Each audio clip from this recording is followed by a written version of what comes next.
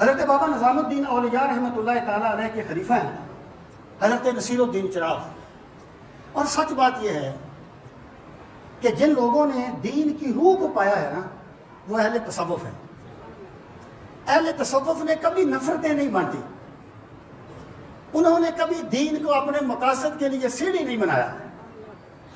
انہوں نے دین کو اپنے دل میں اتارا ہے اور دین کو اللہ کے بندوں تک پہنچایا ہے.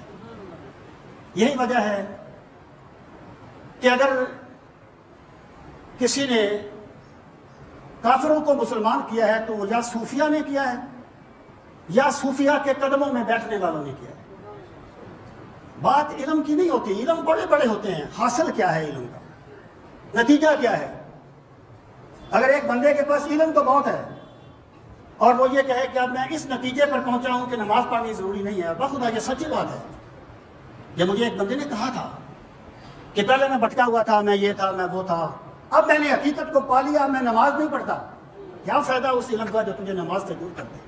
بہرحال حضرت نصیر الدین چراغ دہلوی رحمۃ اللہ تعالیٰ علیہ نے اپنے مریدوں سے پوچھا، صوفیہ کی باتیں نہیں پڑھی تھی وہ، اپنے مریدوں سے پوچھا کہ بیٹا روشنی کب آتی ہے؟ یعنی ایک بندہ یہ کب سمجھے کہ میں دیکھنے والا بن گیا ہوں، میرے پاس روشنی آ گئی ہے، میں دیکھ رہا ہوں. تو کسی نے کہا کہ جب وہ دور سے دو درختوں کو دیکھے اور یہ فرق کر لے کہ یہ کیکر کا درخت ہے اور یہ وہ شیشم کا درخت ہے جس کو ٹالی کہتے ہیں، تو وہ اس کے پاس روشنی آ گئی ہے، وہ دیکھنے والا ہے. کسی نے کہا کہ جب کوئی بندہ سیاہ اور سفید دھاگے میں فرق کر سکے تو اس کا مطلب یہ ہے کہ وہ دیکھنے والا ہے. آپ نے فرمایا بیٹا نہیں، جو بندہ کسی ضرورت مند کا چہرہ دیکھ کر اس کی ضرورت کو پڑھ لے وہ روشنی والا ہے، اس کے پاس روشنی آ گئی ہے. حضرت امام حسن رضی اللہ عنہ کے پاس ایک بندہ آیا تھا اور وہ کوئی درخواست لے کے آیا. آپ نے فرمایا تیرا کام ہو گیا. اب اس نے کہا حضرت ابھی آپ نے میری بات تو پڑھی نہیں. آپ نے فرمایا ہم چہرہ دیکھ کر اس کی ضرورت کو پڑھ لیتے ہیں. اور یاد رکھنا میرے بھائی، یہ جو دکھی انسان کی خدمت ہے نا، یہ میرے رب کو بہت پسند ہے. یہ میرے رب کی بارگاہ میں بہت بڑی عبادت ہے. وہ حضرت خواجہ امید الدین ناگوری اور حضرت بابا فرید رحمۃ اللہ تعالیٰ علیہ آپس میں دوست تھے. میں بات کو مختصر کرتا ہوں، وقت اتنا نہیں ہوتا. تو انہوں نے آپس میں طے کیا کہ جو پہلے مر جائے گا نا وہ دوسرے کو بتائے گا کہ اللہ کو کون سا عمل سب سے زیادہ پسند ہے.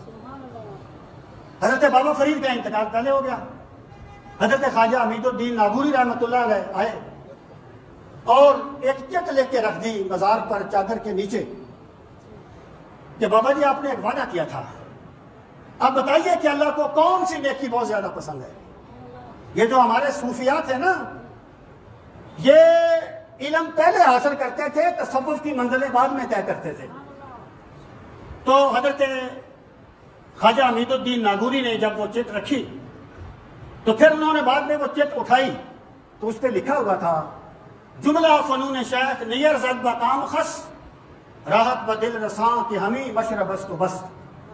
کہ جملہ علوم و فنون یہ اتنے کام نہیں آئے، یہ کسی کام نہیں آئے، بس اللہ کے دکھی بندوں کی خدمت کر.